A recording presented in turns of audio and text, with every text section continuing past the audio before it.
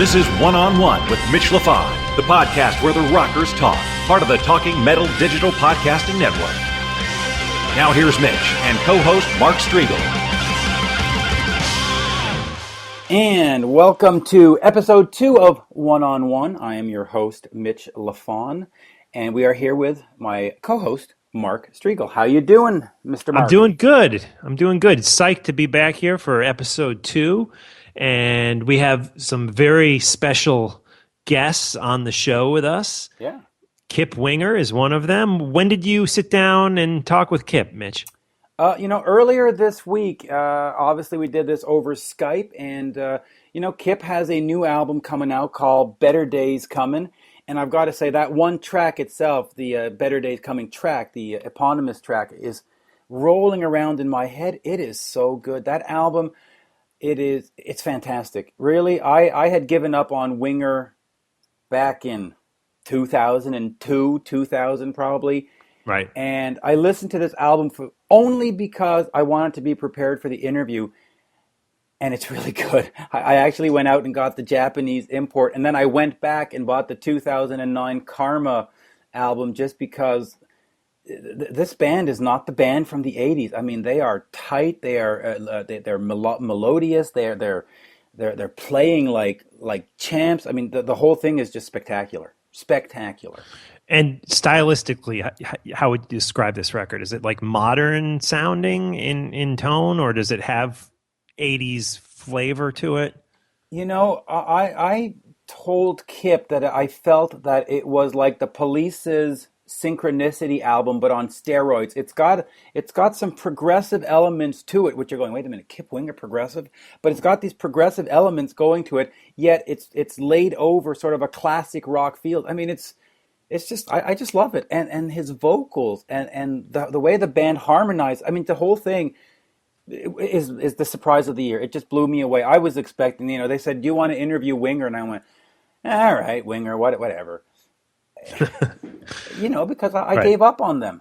Right. And I made a mistake. I should not have given up on them. If this is the kind of music they're making, I should not have given up on them. So score one for Winger for proving me wrong. And they're going to turn around a lot of fans. They really got to give this album, Better Days Comin', a shot, and go back and buy their 2009 album Karma, because it's just as good.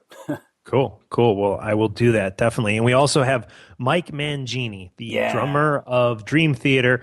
And I thought you did a great job with this interview. I mean, Mike is just, he's filled with energy and positivity, and that comes across in this interview. And I don't really know much about Mike, but I really enjoyed the interview you did with him. Yeah, it was funny because when Warner Music of Canada offered me the chance to sit down with Dream Theater, with any band, you go, I want to get the lead singer, I want to get the lead guitarist, I want to get the, not the new guy. That's usually, I don't want to get the new guy. And I wanted to get Mike because, he's played with Extreme, he's played with Annihilator, he's played with Dream Theater, and these are bands that are doing all kinds of different stuff. I mean, Dream Theater is not Extreme, Dream Theater is not Annihilator is not Extreme, Played with Steve Vai too, right? With Steve Vai, and of course he quit the business and was a teacher at the Berklee School of Music, and I just thought that he'd be a fascinating interview, and he was. He was gracious, he was kind, he was well spoken. He took a question and ran with it. He was engaging. He was insightful. It was just, and it just goes to show that he's a really nice guy. I mean, when Portnoy left Dream Theater, the rock world sort of went, well, there goes that band. That's sort of like Kiss losing Gene Simmons. Right, yeah. And yet I understand not only why he's been accepted, but I also understand why the band is growing with him, because he just brings such a positive energy and a positive vibe to the whole everything. I mean, what a great interview. And what was funny is they had us sitting downtown at this hotel, the Hyatt in Montreal, and Mike looks around, and they put us in front of like a brick wall, and he looks, he goes, that's not very visually appealing. That's not going to look good on camera. And so he Right. scoped out the place and he said, this is better. It's got a TV and it's got some lights in the back. And he was conscious and cognizant not only of being gracious and polite and doing an interview, but also of making it look good. I mean, he just went the extra mile on everything, on his storytelling, on his politeness, on his courtesy, on his... And it shows. People who are not Dream Theater fans like yourself, I should say, listen to this interview and go, wow, I like this guy. And you're not supposed to care, but he makes you care. Yeah.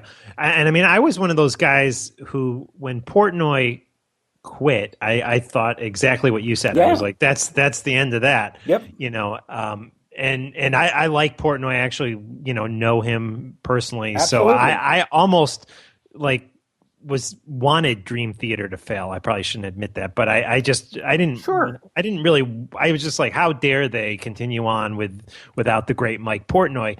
But in seeing this interview with Mike, I'm just like, well, no wonder they're continuing to grow and succeed with. When I say Mike, I mean the new Mike Mangini. Right. It's no wonder they're continuing to grow and succeed without Portnoy, and it's hats off to them and to Mike.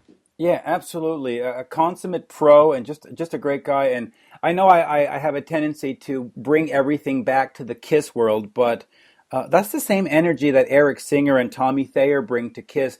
They're just consummate pros that see they see the big picture. They're there with a positive attitude. And, kudos to him. And he told some great stories. And I think we'll talk about those in a minute. But yeah, definitely. His Van Halen story, to me, was really interesting and unheard. Yeah. Yeah, let's talk about those after we hear the interview. But first, let's get into the first interview. We're going to hear the first section of this interview. This is with Kip Winger. And you recorded this, within the last couple weeks here, right, Mitch? Yeah, it was at the end of March, actually. So Okay. no more than we're recording today, but it was about a week ago, a week to 10 days ago. Cool. Well, we're going to hear it right from the beginning. We'll listen to about the first 8 or 9 minutes, and then we'll come back and talk with you guys. So we are here with Kip Winger today. How you doing, Kip?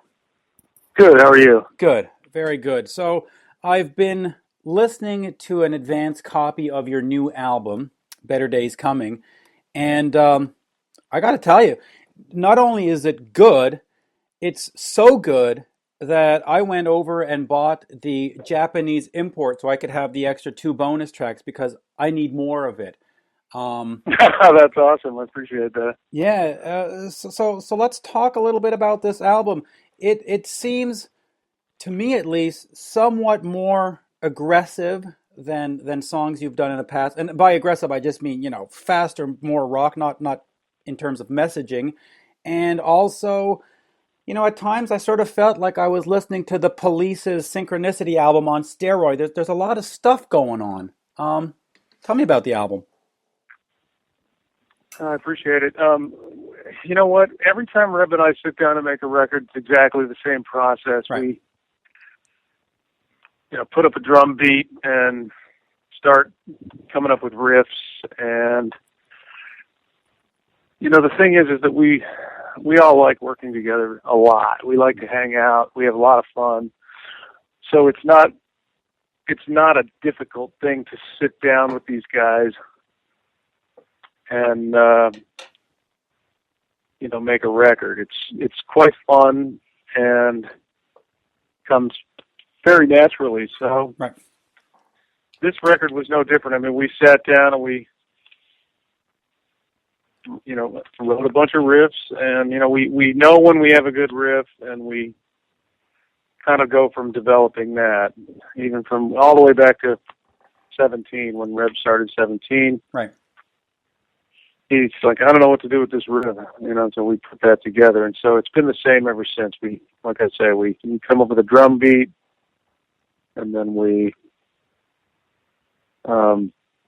record, just different ideas, and I'm kind of, my part of the job is arranging, and I know pretty instantaneously whether it's workable or not, and then the process goes pretty fast, and on this record, we were coming off the heels of Karma, which was 5 years ago, which is 2009. weird because I don't know where the time went, to be honest with you.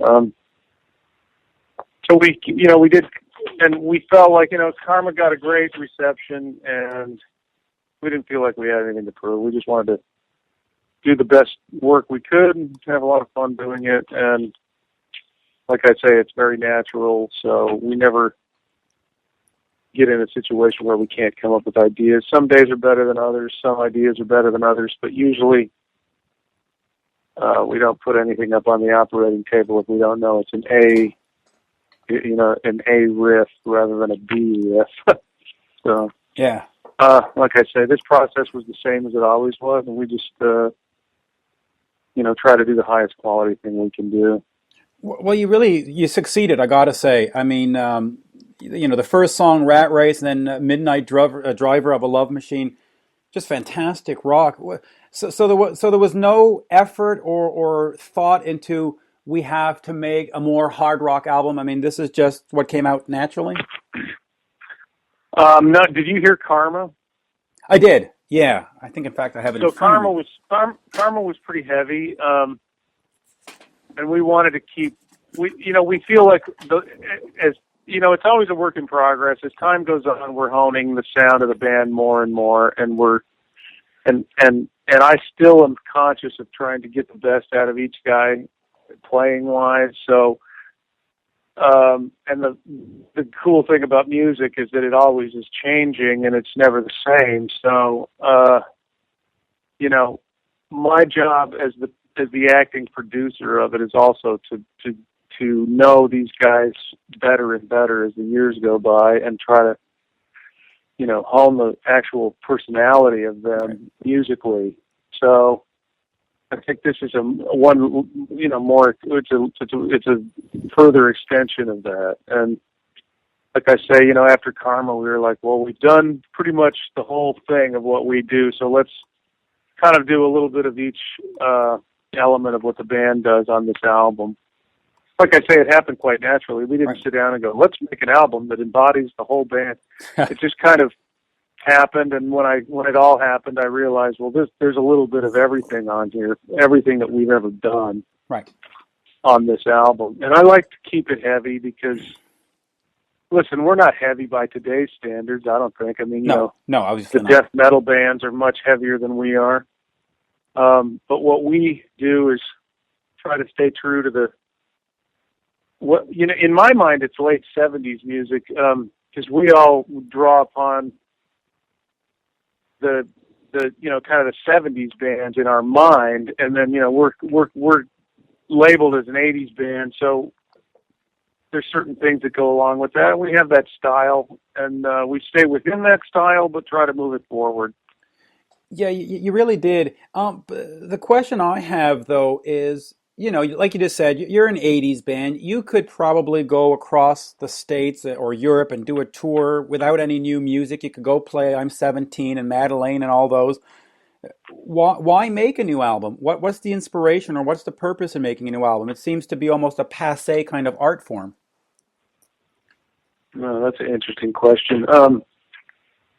Well, for me, my life is dedicated to the study of music and understanding music. So I have a band of players that's just, amazing, and I feel honored to be in the band with those guys. And so it's always fun and writing music is basically the whole definition of my life. So, I mean, I don't know if you know anything about me personally, but I have kind of three distinct areas that I've intentionally focused on, which are winger, classical music, and the Kiplinger solo stuff. So between those three things, and so it's all, you make new albums. I mean, everybody does it. Paul McCartney continues to make new albums. Why would he do that? He could certainly go out and play Hey Jude every night. You're right. And people would love it. So I think, it's the nature of an artist to want to create something new, basically, is the answer to that question. And the reason sorry. Go ahead. I was just going to say, the reason I asked the question is twofold. First, I look at some of the bands that were grouped in with you in the 80s, Cinderella haven't done anything in God knows how long, and yet they still tour. Poison haven't done anything in God knows how long, and they still tour, etc. And then, everybody these days go on and says, well, the internet and people downloading, and there's no point. And, even Dee Snider says, oh, well, you play a new song in concert, and that's called a pee break. So there seems to be... Depends on how good the song is. Yeah, well, I guess that's it. So, so for you, it's important. This is for people that are replete for ideas. Right. So, I mean, hey, I watched I did a benefit with D not too long ago, and he tore it up. The guy's amazing. But, yes. The new songs, I don't know what to tell people about. Writing is the focus of my life, and I don't want to put out crap, basically. So I think being a good self-editor is key, and keeping a real high standard. Yeah, I'm going to have to agree with that in terms of high standard, because I get sent albums, like 5, 10, 20 albums every week to listen to, and this Winger one really spoke to me. I mean, it really was one of the better rock records I've heard easily in the last 6 months, if not the last year. I mean, you really did a fantastic job. I appreciate that. Great stuff there, Mitch, and we're going to hear more of that interview in just a minute. It's interesting. You were talking to him about making music and why do bands like Winger go through the process of creating, recording. Mm-hmm. It's expensive. It's time consuming. Frustrating. It's frustrating. You probably get in fights with the other band members in the studio. Listen, I've been in bands. I know how that goes. Trent Reznor once said, "You never make a record without losing friends." And right. Yet, Kip Winger is going through this when really at the end of the day, how much money can he actually make off a new album? Yeah, and probably not a lot. But what I liked in his answer was the positivity of he's an artist and he has to do what he has to do. And I found that refreshing, because when you talk to, for example, Dee Snider, Twisted Sister, he goes, why am I going to spend my time making an album so that some guy can have a pee break? Or when you talk to, the guys in Poison or Cinderella, they're like, well, whatever. And yet he's doing it for all the right reasons. I mean, he's an artist. And, and I think that's what it comes down to. Artists create art, and if you're a musician, you want to make music, and whether 10 people buy the record or 10 million, it's like you have this artistic output that needs to be satisfied. And I really dug his answer, and but what thinking that he's and he says he's keeping a real high standard, which I think is well, also... that's the point I was going to get to. For those of you who haven't heard the album yet, you can tell that they went over this thing with a fine-tooth comb, and they smoothed out edges, and they got really good sounds. They didn't just go into the studio, plug in, record some rehearsal, and say, okay, we've got an album. They really constructed something special here. And there's no need for it, because at the end of the day, when he goes to, L'Amour or whatever bars are open around the States, the fan in the front row is going to say, play 17! And there's no reason to make any effort in making any new music. And they really put together something. I mean, it's really well constructed. I mean, if you were a musicologist and started picking this thing apart, you'd go, oh, look at that. Look, that's interesting. Look at those tones. Anyway, if you're a fan of 80s music, you got to buy it. They surprised me. And I hate to admit it, they surprised me. I was expecting nonsense, and I got a masterpiece. Cool. Well, I'm definitely going to check it out. And let's get back into your interview. And this is stuff I love. I'm a big Alice Cooper fan, as are you. And I'm also a fan of the albums that Kip did with Alice. Yeah. And you got him to talk about these records. You got him to talk about Alice. Let's check it out, and we'll come back and talk some more with you guys. Now, before you mentioned 70s bands, and you, of course, worked with and for one of the 70s greatest American icons, Alice Cooper, back in the early 80s doing, Raise Your Fist and Yell and Constrictor. What can you tell me about those days and working with Alice? Alice is an absolute genius. I mean, he's very gracious. Right. He's incredibly smart, very funny, sings better than he has. I mean, he's at the top of his singing. I mean, done a couple benefits with him lately where his voice sounds amazing. Yeah. I love playing the songs because I was a huge fan when I was a kid. As a matter of fact, I did an interview with Bass Player magazine not too long ago, and Dennis Dunaway, the original bass player, he was one of my top 3 influences. Yeah. Mel Shocker from Grand Funk and Dale Peterson from the James Gang. I grew up in a 3-piece where I was very influenced by the 3-piece bands, but Alice was in a 3-piece. No. So Alice. Very generous guy, giving to the community. He's got a lot of charity stuff going on. I mean, like I say, he still sings his ass off.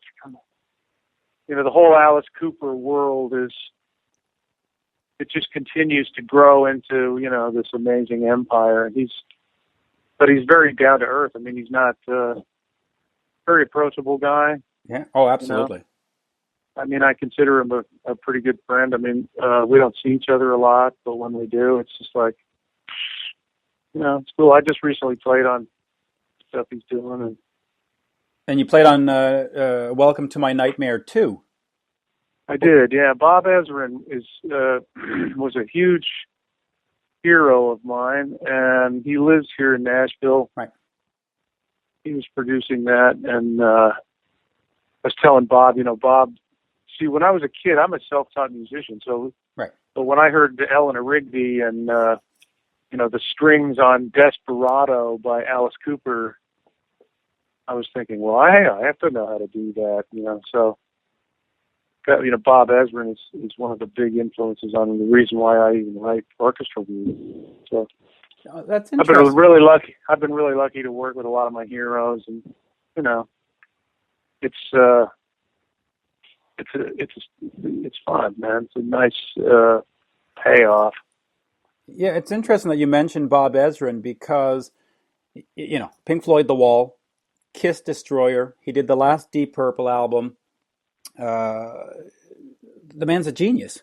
He's blue blood American. He's our equivalent to George Martin. I mean, that's all you got to say. I mean, he is the guy for the top of the line producers of this kind of a generation. So we have some blue bloods, Alice Cooper, Bob Ezrin, Steven Tyler, Kiss. Of course. These guys are our Rolling Stones. So, I'm lucky to, kind of be able to know these people and play music with them and stuff. And play with them, yeah. But now, if I can just go back, though, how was it in the 80s? Because Alice, when you joined, he was coming off Flush for Fashion, Data, these albums that weren't doing so good. He had lost so much weight that he was almost looking like he was walking death. And then he slowly started to build up, and you get in a band with Kane Roberts. And what was there any kind of pressures? Was it sort of this, if we don't make it, Alice disappears from the face of the earth? And then also, why at some point did you decide, okay, I got to go out on my own. I got to go do Winner. Why not just stay in Alice's band? Well, so Alice was in good shape when I met him and started playing with him with Kane Roberts. He was fully recovered. Right. So I never met him in the down times. Right. There's a lot of energy. There's a lot of optimism. Kane Roberts was actually the reason I'm in the band. I got, Bo Hill, actually. Bo Hill was producing, and I'd known Bo for a long time. I'd actually, I kind of assisted him on some stuff, and he produced my band when I was in Colorado. I was probably the first band he ever produced, actually. Right. And had you assisted Bo with the Rat stuff? No, but I mean, I'd worked with him for 10 years by the time he got that gig. Rat was, self-contained. I mean, but when he needed bass tracks on a record he was producing or something, he'd usually call me. So he called me on the Alice. I did 4 songs. I was a huge fan. I knew all the music. Right. And Kane suggested that I mention I'd be willing to go on the road, and they called me to go on the road. I didn't audition or anything. And then basically Kane, who was the musical director, and he was the musical director, but I was already in the band. I was the first guy that got picked outside of that, and then Kane and I auditioned everyone else.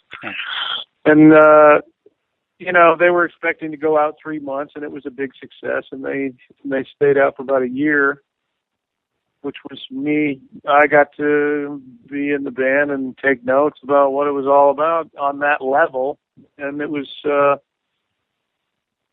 I think Alice is a force to be reckoned with. There was no way he was going to fail after getting himself back up and running. I mean, he's just had too huge of a legacy, right.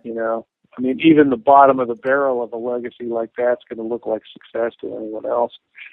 So, we had a great time, and I'd always been interested in doing my own thing, though. And Alice was the first one to give me his blessing. So everybody else kind of in the organization was kind of taken aback that I left after that, because they were putting together, another tour, and it was going to be big, and it did very well. But, I felt like that was my time to jump, and if I didn't do it then, I didn't know when I would do it. So I just took a shot, and luckily things turned out the way they did. But I already known Reb, and Reb was amazing, and so Reb and I knew we had a chemistry, and I thought win, lose, or draw, I got to take a shot. Yeah, and it turned out quite well. I did it my way. You did it my way. Yeah, you absolutely did. Are you proud of those Cooper records that you played on? Hell yeah, although Michael Wagner turned the bass down too far on that Raging 15-year-old record, man. I'd like to remix that. Yeah, So yeah, no, I am, man. We had great fun. It was really it was a blast making them. And Ken Mary's an amazing drummer, and we had a lot of fun. Yeah, and you must have learned a lot also through all the theatrics and how to put together a show. I mean, it must have been quite a learning experience.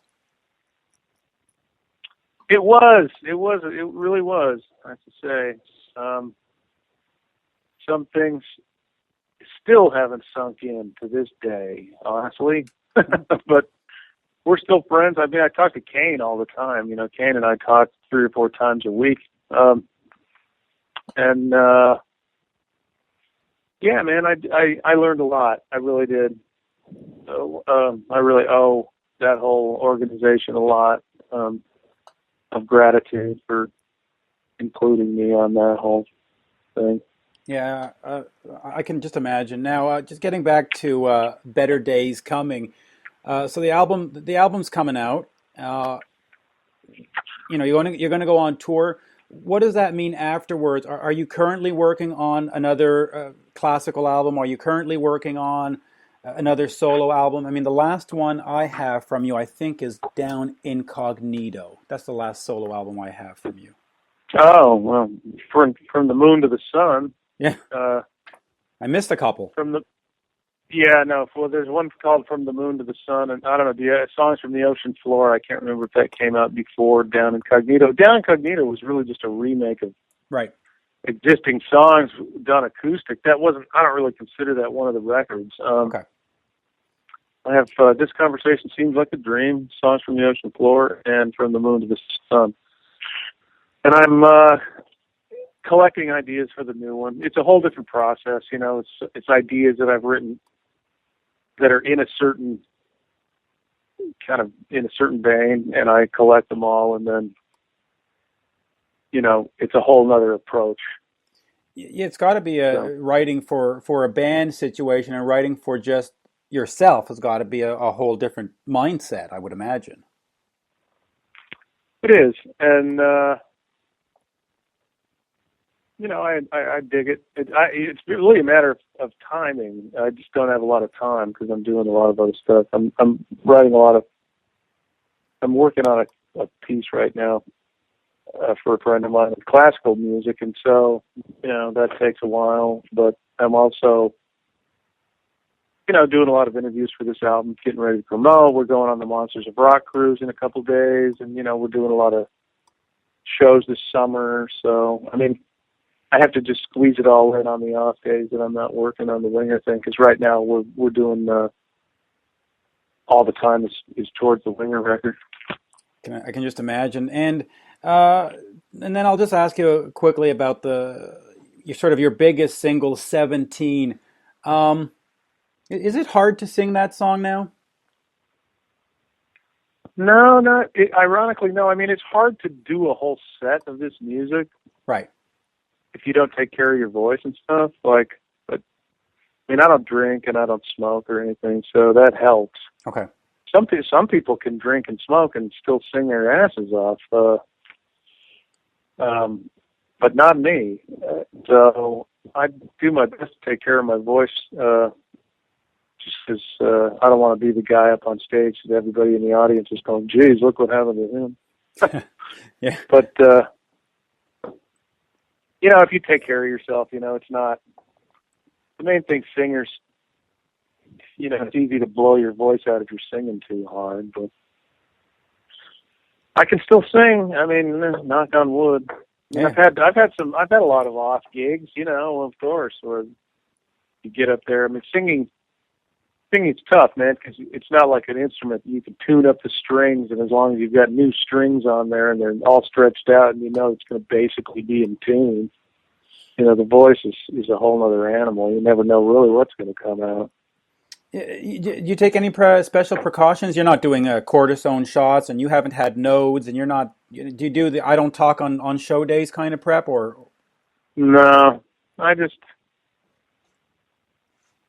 mean, steroids are horrible. I mean, that's only if you're in an emergency situation. I've never had nodes. I just had my voice looked at. It's like basically the same as when I was 19, but I have asthma, so that's a little bit of a trick. But I don't know, man. I studied voice for a long time, man. So I mean, I do a lot of things to keep my voice healthy, but I'm not obsessed with it or anything.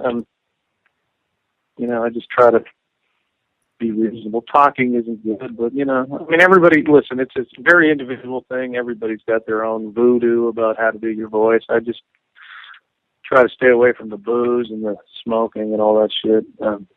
So it's not too big of a deal. Yeah, no, yeah.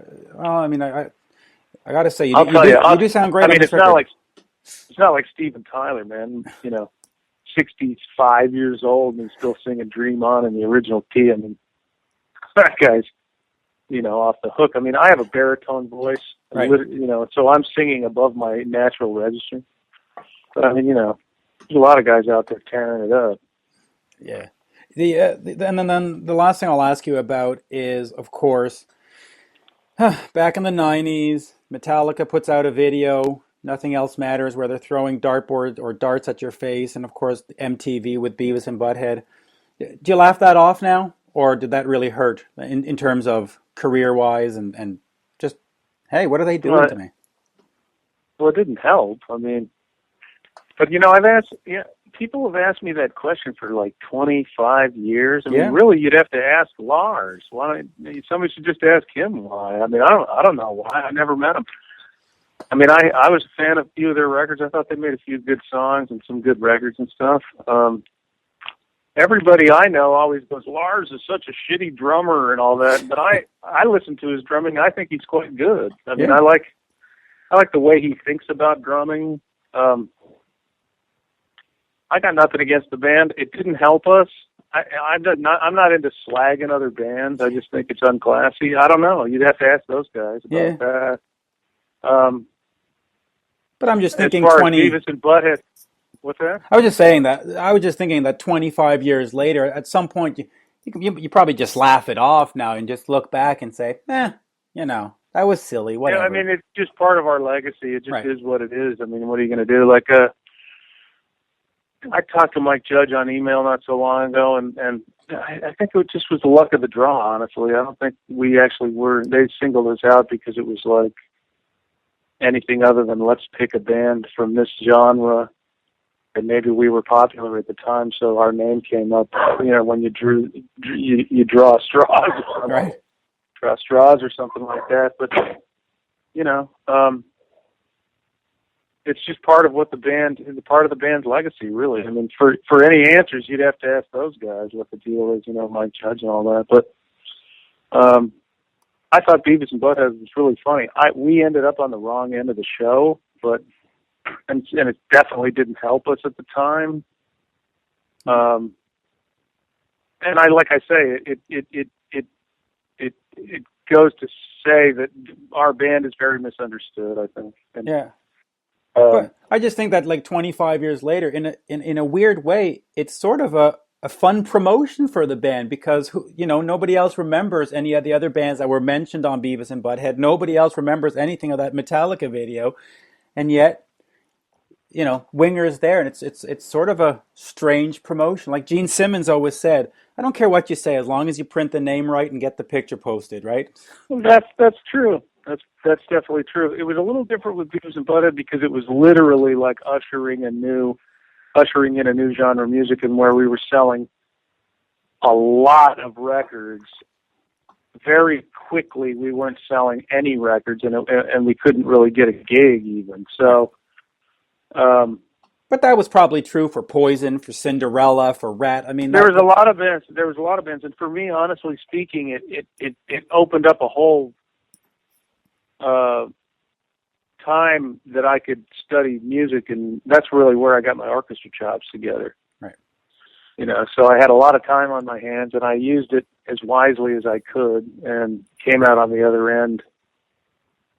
Having achieved a goal set that I'd had since I was young about being able to write organically for an orchestra and stuff. And now I'm getting some orchestra plays, and I don't think I would have been able to do it had I not had that time, to be honest with you. Yeah, so the universe works in strange ways.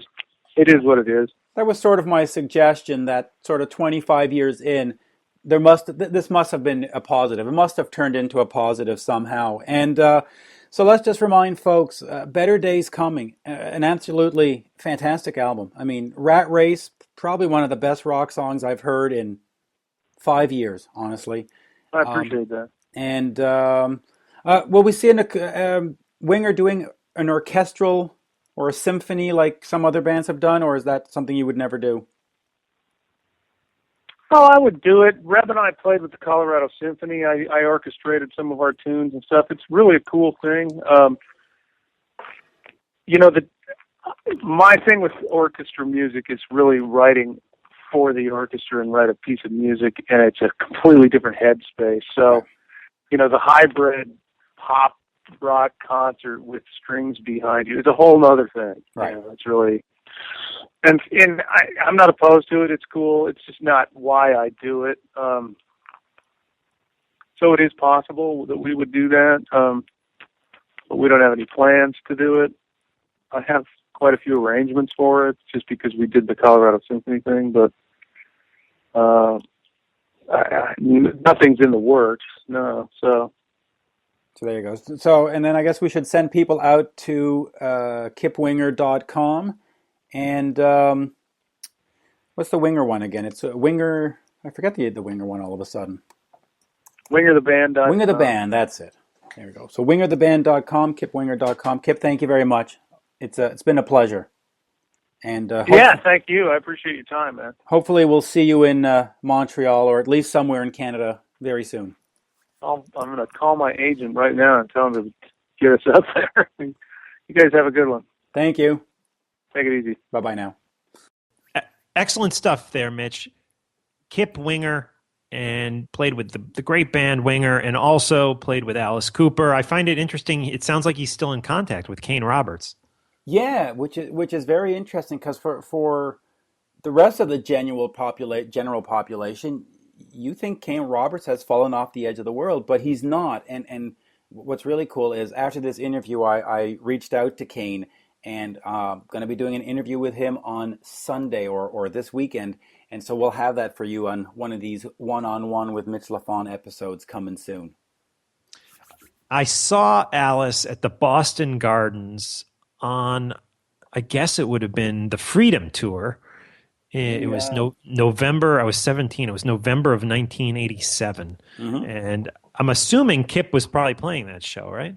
He must have been. As far as I know, he was there up until, oh boy, I think it was either 88 or 89. So, yeah, he was on those tours. He was in the background dancing around.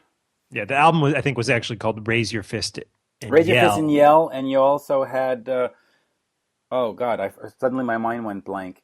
The other one. We had the other Constrictor. Constrictor, yeah. Yeah, which came out before Raise Your Fist and Yell, and that had Teenage Frankenstein on it. Isn't that a great song? Yeah, that was a great song. And, it was funny because in some ways I was maybe just, I don't have any older brothers or anything. So I feel like maybe I was just a little too young to have experienced Alice. I mean, I got into Kiss when I think I got Kiss Alive for my 8th birthday, but Alice, he was almost a couple years out of the picture by the time I was fully into like rock music.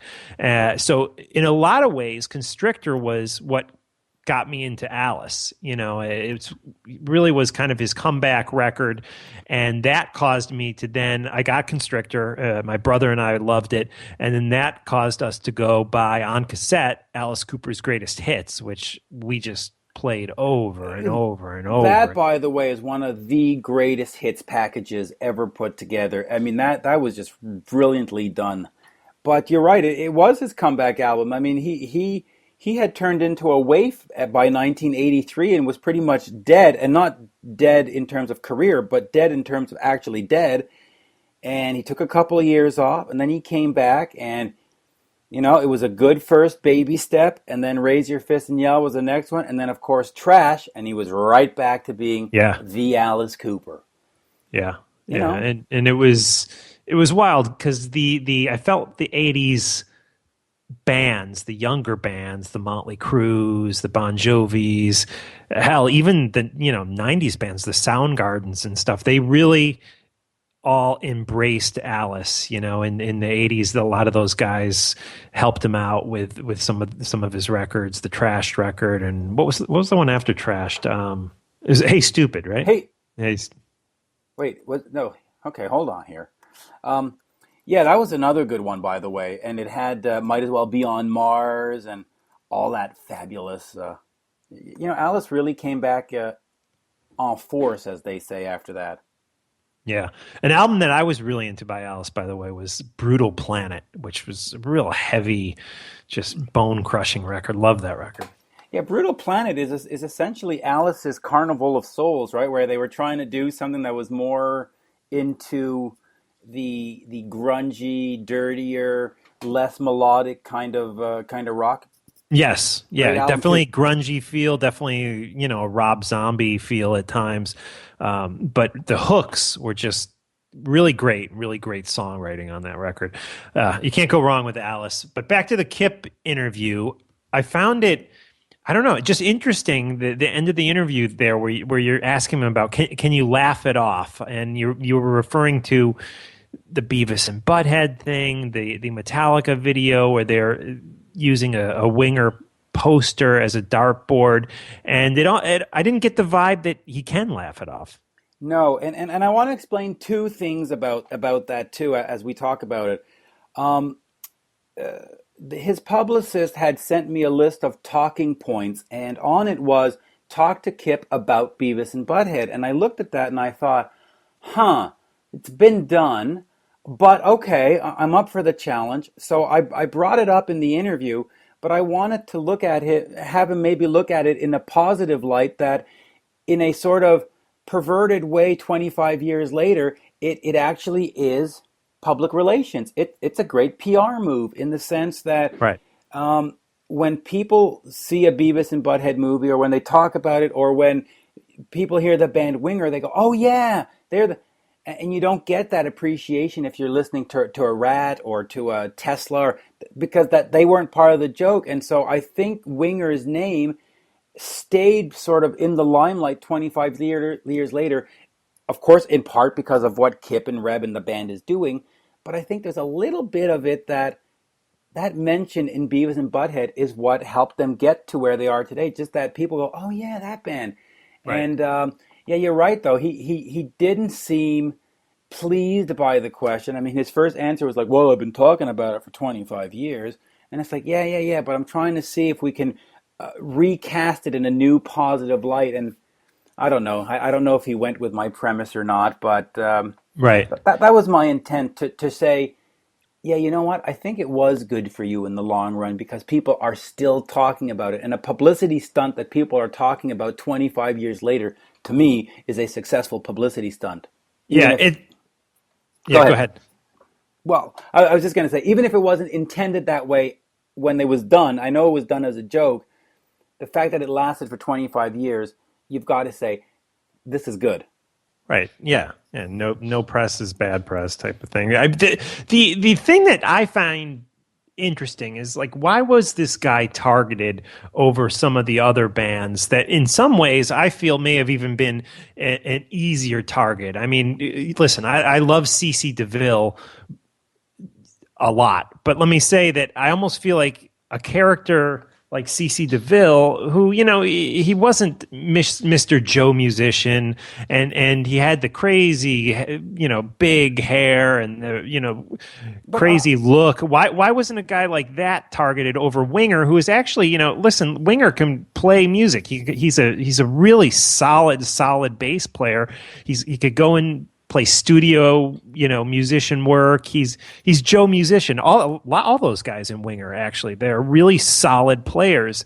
And instead of maybe some of the bubblegum, yeah, but I think I can answer that. And listen, I could be completely wrong, but this is my take on it.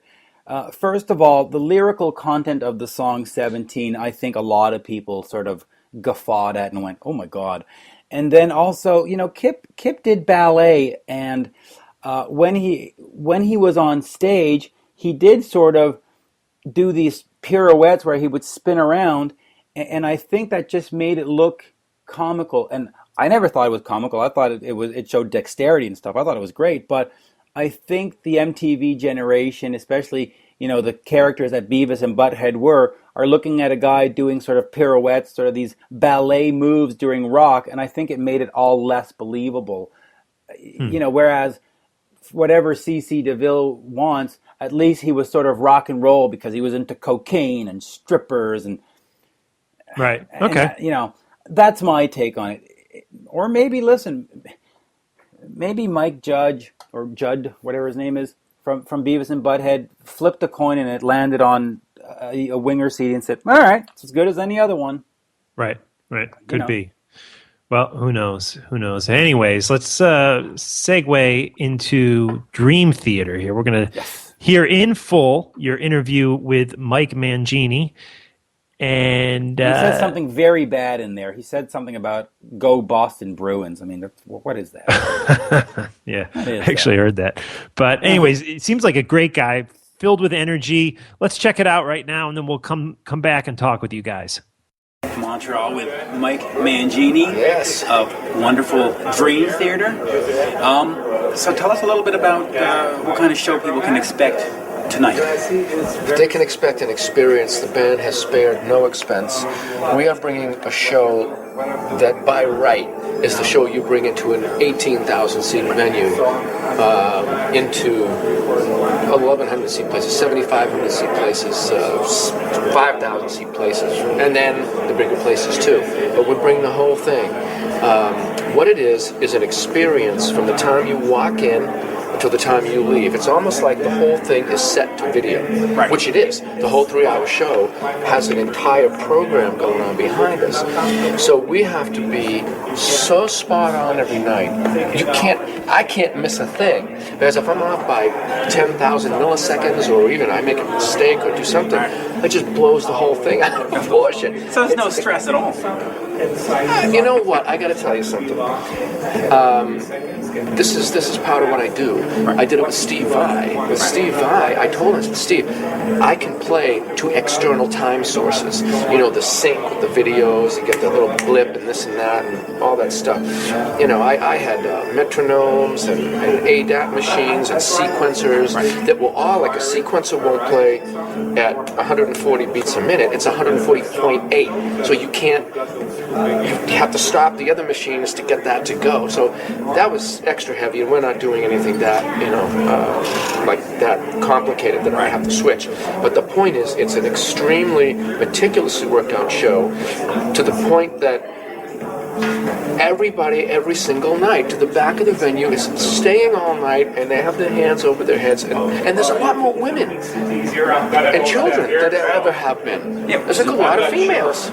That's really, and it's wonderful to see that. You girls, I'm telling you, or you guys that you have your girlfriends, or you want to bring a date, and normally, Dream Theater thing is thought of as progressive. It's in that genre with all the progressive bands that have mostly guys in the audience. But it's not like that with Dream Theater, because there's so much melody and so many other things that relate to people, and there are just a lot more, so many, that 3 interviewers in Europe asked me. So we noticed there's a lot of women here that we didn't see. Like, what's going on? That's one thing I wanted to touch upon. You look at some bands that have been around for a while, and they seem to go from an arena down to a theater, down to a club, and Dream Theater seems to be going the opposite way. You seem to be getting bigger every year, and is it because you're bringing in new fans, like the women and like the children? Because that's your next... Well, I'll tell you what, when you study marketing, business, and this and that, since the documentary, the drummer documentary, the fan base has more than tripled online. Yeah. It's way over a few million, and it wasn't there before. So that kind of exposure, think about bands that are who they are because of MTV, because of a television. Right.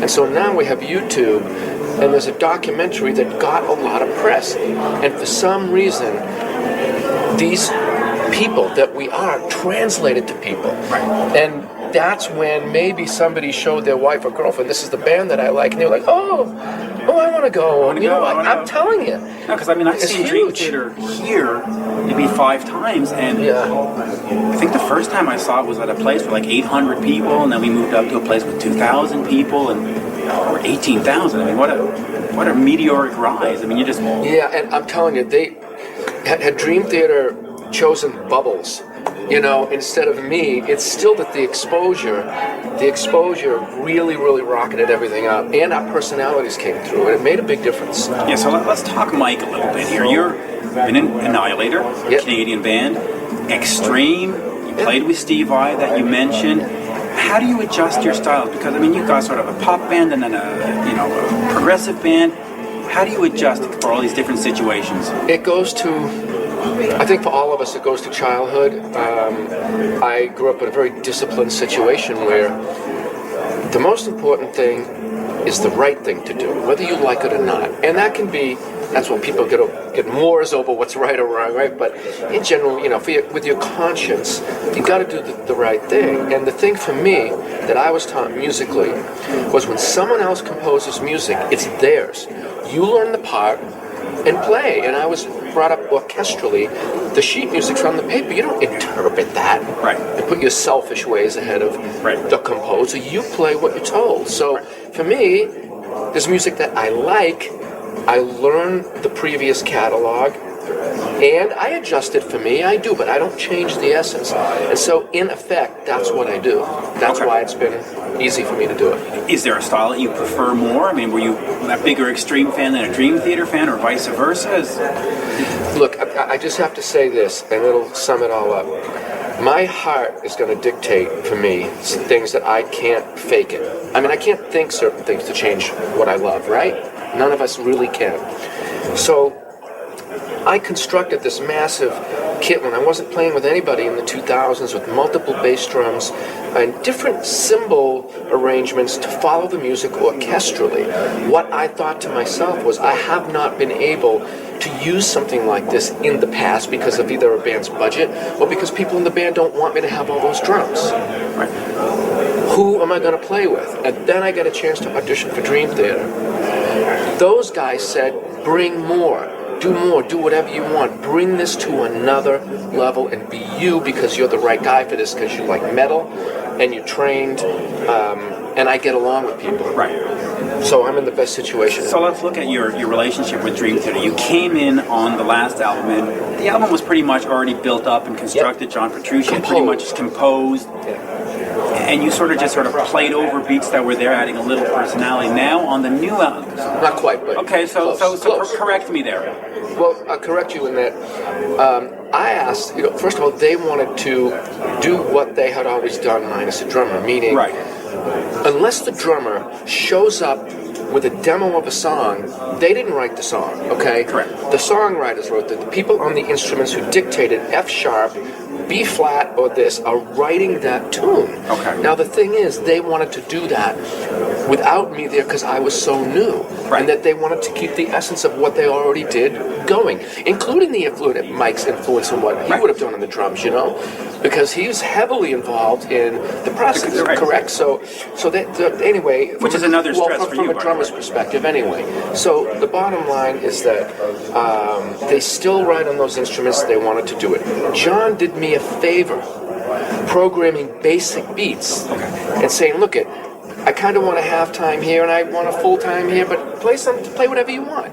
I played anything I wanted. No one should think that I went in and learned these parts. Okay. I did not do that. I got what is important to me, which is the composer's viewpoint, which I wanted to satisfy as a human being. Okay. Before I'm a drummer. Gotcha. To be a better person. Gotcha. So I did that, and I interpreted it, and John and I worked through it together.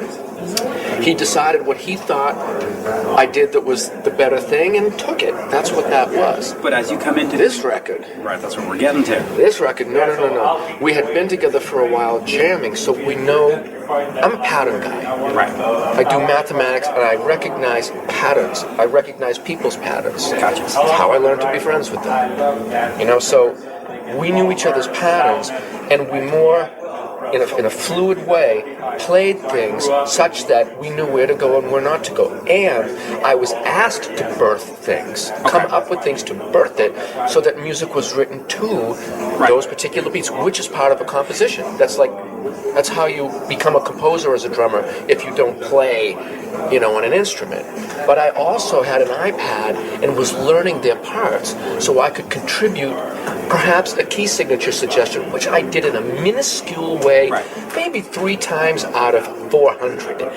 But I did have ideas, and that's what I did. We were there together jamming, based off of feelings, based off of impromptu things. A lot of that stuff is on the record. Was there a pressure to sound like classic Dream Theater, or was there a pressure on the other side to be completely different than? And just say, no, you got to take this a whole other way. I'm not going to say there was a pressure to sound like classic Dream Theater. There's an obligation to do it. Okay. I'm not a fan of a band that just all of a sudden comes out with a folk record and I want to hear some bone-crunching metal. I don't want to hear that from I Go Buy an Annihilator record. I want Jeff Waters to do what Jeff does, or I'm going to be not so happy with the record. So it's an obligation to sound the way the band sounds. But it's natural for me. I'm from the drum perspective, and they're still the same guys, so clearly it's natural for them. It was a no-brainer. Now, while you were out of rock a little bit, Yeah, I was. You were at Berkeley. 11 years. Teaching. 11 years. How was that experience to actually get up and try to convey to a student? Can you actually tell a student, here's how you play, or are we talking more about inspiration? How did you approach that as an associate professor? Yes, I came in as an associate professor, and then I became the head department advisor, which meant that I was basically a part-time psychologist or psychiatrist, but I don't have a degree in that. So I'm leery of like the new movement in colleges to have people that hit things for a living propose to talk to some kid about their issues. That's just not cool to me. It is not right. You're right. I just shouldn't do that. But anyway, I was the head. I was one of the department heads. There was 2 of us. I went to the meetings to gather the new information, and students were able to come to me to speak, which was a good move because I did study the human brain and relationships, which is why I was put in that position. But still, it's not my full job, and I wanted to be careful of that. Anyway, so I wasn't just teaching there.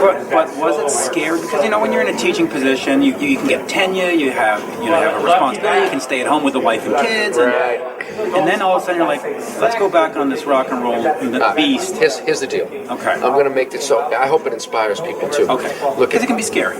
First of all, we're people before we have jobs. Right. The jobs are not as important as family and spiritual things. Agreed. Okay? I agree. A job comes third in life. Agreed. I could be a carpenter and still be a happy guy and play the drums on the side. All right?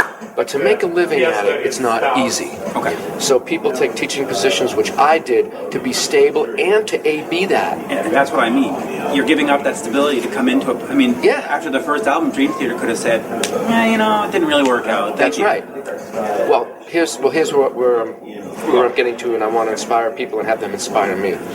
We're all born a certain way with things that we know that we love, and there's nothing we can do about it.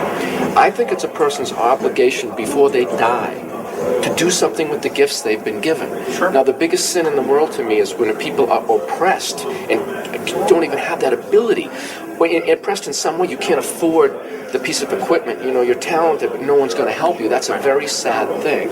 Agreed. So for me, I didn't grow up with whatever I needed, all right? But I got it over time, like an extra drum or whatever.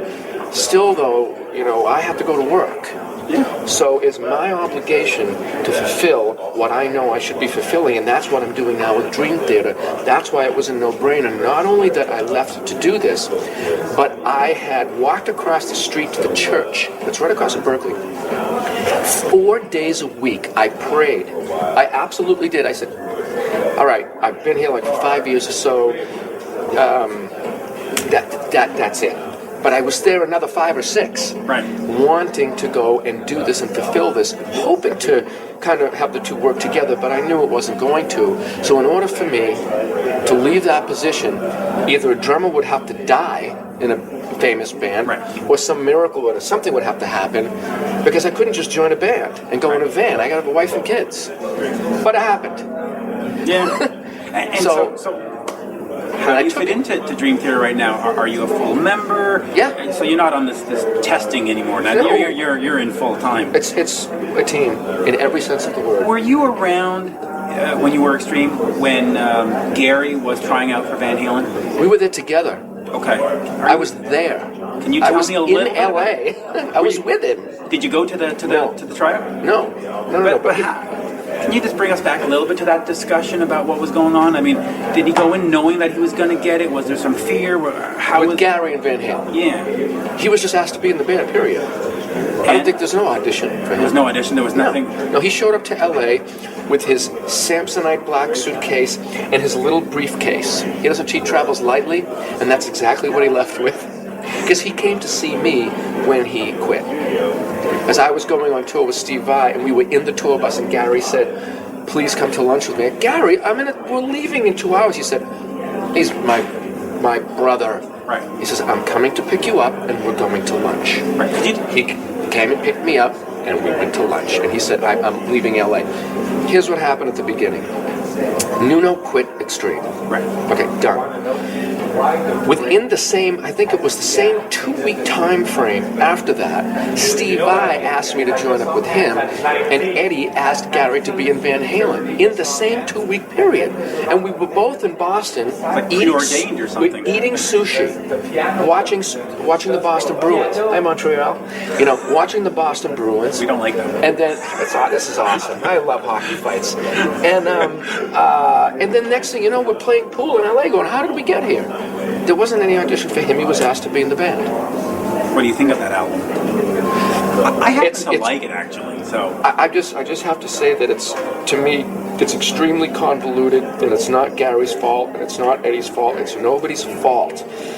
It was the situation, from what I know, the situation for them was very unstable and fragmented. So you're working on things over here with a different producer or a different guy or a different situation. Well, that's how the record came out. They weren't in there doing it. That's what I know. And so that it makes sense to me that the record for me was a little here and there. But it's my friend there, and I love Van Halen, so I like it. That song Without You is good. Now, we've just been told to wrap up, so quickly, where do we go next with Dream Theater? The last time was September 2013, so how long in this touring cycle before we start thinking about? Put it this way, let's just say stations pick up The Looking Glass.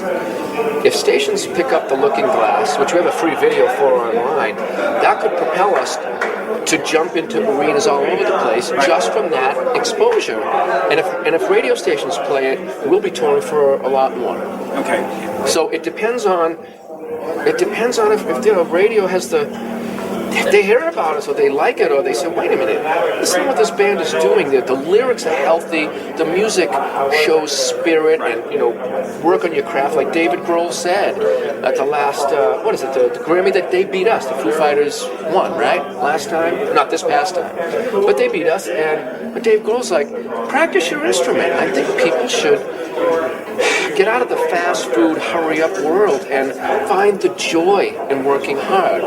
If radio program directors become people of this philosophy, they can change the world. And we hope that happens, that we're a part of it, because generations are judged 1,000 years later on art. They are. We're going to be judged on our art, because the art means it dictates how we treated each other. If we become a society of ugliness and theft and pornography all over the place, if everything's quick and online and just things that mess up the mind, then that's what we're going to be judged by. And we want to be people that change that and do good things with good lyrics and all that stuff. That's my opinion. I think you're doing that. Well, thank you, Mike. You're welcome. Pleasure. What you just heard was Mitch's interview with Mike Mangini from Dream Theater, and that was before their show in Montreal. Yeah, which was, I believe, March 21st was their show in Montreal. And it was at the Hyatt Hotel downtown, which was really exciting to be there. It's a very high-class hotel. But the great thing about that interview is that you don't have to be a fan of Dream Theater to be a fan of Mike Mangini. He's just that nice of a guy, that personable. Yeah, great energy about him. And I mean, you do a lot of interviews. I've done a lot of interviews. There's certain times where you sit down with somebody or you get somebody on the phone, you can just feel it ain't going right. That they're not into it, and it's just, it's just not happening. And when you interview a guy like Mike Mangini, I've never done that, or at least maybe it was just the energy you guys had, but it was on, it was happening. It was a great interview. You did a great job with that, and you got him to talk about some interesting stuff, including Van Halen 3. Yeah, Mike has been a friend of Gary Sharon's for years, and he was in his Tribe of Judah band, and I know they knew each other, and I know that he was an extreme as this whole transition of Gary going over to Van Halen was. So I figured I'll take a chance and ask him about Van Halen 3, and then you heard what he said. It was just a great story about how he was there and how Gary was preparing and how they had the conversation, and then, he offered his opinion, and he said, listen, it's not a good album, and it's rare that you'll get somebody to slag another band because they're all in the same game, right? But no, it was good, and I don't think a lot of people have ever asked him about that, because the Van Halen 3 album, you're not getting a lot of interviews from Eddie or Michael or any of the guys involved talking about the Van Halen 3. So to get somebody who had a fly on the wall kind of perspective was great. Yeah, really great. Definitely. And such an interesting time in Van Halen history. Rock history. Yeah, rock history. I mean, and this weird album for them. It didn't have Sammy. It didn't have Dave. It's the only one that didn't. And it had Gary Sharon. And, but it wasn't a bad album. Without You is a decent song. The One I Want is a decent song. Fire in the Hole. I mean, I like Year to the Day is a good one, you've got to, I don't know, you've got to sort of take that album out of context of Panama and Jump and just sort of listen to what they were doing. It's not as horrible as the world would make you believe it is. Definitely not. And it's a just a weird time, I think, for Eddie specifically, who, I recently read this Sammy Hagar book, which has been out a few years. I don't know if you read it, but the state that Eddie was in around this time, it sounds like it just was not good. No, and it just sounded like he was having a lot of demons and a lot of problems and that. And listen, I wasn't there, you weren't there. We don't know what the problems were, but from reading the press and reading sort of interviews after that, it seemed as though his life was falling apart, and I guess his band was falling apart too. Yeah, and he does seem much healthier these days. I mean, there was just a picture of him on one of the gossip sites Right, he was at at a an basketball LA Lakers game. Yeah. So let's hope he stays on course. And I would love to hear a new Van Halen record with Roth, which there's rumors maybe that's happening. I've heard a bunch of rumors on that. I heard that when they did A Different Kind of Truth, which, by the way, is probably the greatest comeback ever. I mean, that album is solid from top to bottom. Yes. But I had heard that they had done enough material for 2 albums worth and had a plan of, we'll release sort of these 10 songs now and release some other. That hasn't happened, so who knows how true it is. But, yeah, I'd love to see Van Halen do one more. Because they're sounding great, and Wolfgang in the band, Eddie's son, sounding great. So come on, boys, let's do it again. We need more. Definitely. And what about Dream Theater? Where do you think they will go in the future? Well, we spoke about that in the interview. Here's a band that 10 years ago was playing a smaller size club, and then they went to the mid-size and then to the arenas. I think they're going to sustain the arena level excitement for at least 5 to 10 years. They have really tapped into a market, and they've tapped into a fan base that is exceptionally loyal. A Dream Theater fan is a diehard, and it's not the Kiss Army per se. It's not the Dream Theater Army, but I don't see any reason why their next album shouldn't be as big as the last album, which was, by the way, called Dream Theater. And I don't see any reason why their next tour should not be as big as this tour. They're firing on all cylinders. So kudos to them. I never thought that they would get to that level. I saw them open, though they might not call it open, they might call it co-headline, but in my case, I saw them open for Queensryche. I thought Queensryche were far superior, and yet Queensryche these days are playing little tiny clubs, and Dream Theater are headlining arenas. So goes to show, Yeah, definitely. Interesting stuff. I wanted to mention to the listeners out there, you can now get this podcast through iTunes, through Spreaker, and hopefully soon through Stitcher. We're not there yet with Stitcher. Right. They have special rules to get onto Stitcher, but we'll figure it out. We'll figure it out. We're smart folk. There's other places we want to get this podcast available to you guys too, like iHeart Radio and possibly TuneIn. We're looking into all that, but we got iTunes, which I think is the big one, and Spreaker's big too. So you can definitely get it on those 2 platforms right now. I just wanted to mention there are numerous Talking Metal digital feeds up on iTunes. Yeah, check them all out. Yeah, check them all out. Now, I wanted to mention if you just want this show, Mitch's One-on-One, there's a feed and you subscribe to it, and every time a new episode goes out, you'll get just One-on-One. However, there's another feed too, which we call the Talking Metal digital feed, where you get like numerous podcasts every week, and of course one of them is this One-on-One. All part of the same network. And also Mitch has a PayPal account, and I just wanted to let you guys know it's Mitch Minute at AOL, right, Mitch? Yes, absolutely. Oldschool.com. Yeah, there you go. We'll mention that in the show notes, but there was a little confusion this past week where one of the listeners wanted to donate to Mitch, and they went to Talking Metal, and they actually ended up donating to Talking Metal by accident. So we're going to talk about this and try to straighten everything out. But that PayPal tab on Talking Metal does go to myself and John. And again, if you want to donate directly to Mitch, his is Mitch Minute at AOL.com. You just go to PayPal and you type in that address, and that donation will go straight to Mitch.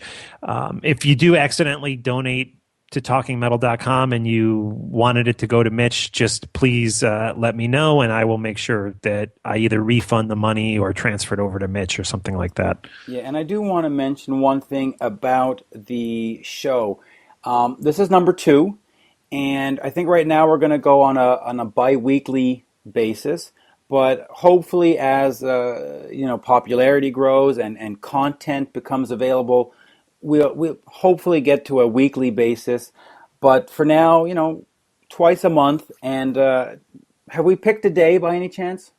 No, we can do that right now if you want. I mean, every month. You like Mondays, you were telling me, right? Well, listen, when you look at news cycles, especially, from what I used to do with Brave Words, anything that showed up in terms of press releases on a Monday was bang for the buck. And, people show up after a weekend at the beach and with their wife and with this, and they get into the office and they're checking Brave Words and they're checking all the other sites. So Monday's good. Okay, cool. What do fans think, right? Yeah, let us know. I think early in the week is good. We always try to do Talking Metal every Tuesday. So let's not compete with that. Let's do this Monday. Let's get everybody their own day. Yeah, maybe we could aim for one-on-one to hit every late Sunday, Monday, that time frame. I think that would be good. And we're going to get back to talking. Hey, listen, it'll be Mitch Mondays. Mitch Mondays. I like that. See? Mitch Mondays. Yeah. Excellent. Join one-on-one with Mitch Lafon on Mitch Monday. Oh, my God. Perfect. My head could get any bigger. Oh, but there you go. So let's do that. But again, this has been great. The conversation's been great. I'm going to try to bring you some exclusive interviews in the next few weeks, and we'll just keep going. And thanks for supporting. Thanks for listening. And thank you to all the people that have written and said, I want your interviews in a podcast form. I do put the raw audio on my YouTube page, but it's nice to sort of dissect them and talk about it. I think of it like a hockey game. You'll go watch 60 minutes of a hockey game, but on ESPN at night they'll put a 2-minute recap, and I'm thinking of this as the ESPN of my long form interviews. Excellent. Yeah, and the interviews we heard today, guys, by the way, the Kip interview was slightly edited. So again, if you want to hear that whole thing, go to Mitch's YouTube page. And the Mike Mangini interview, which we heard in full, right? You actually have video for it. So if you want to see Mitch and Mike duking hanging out, it out.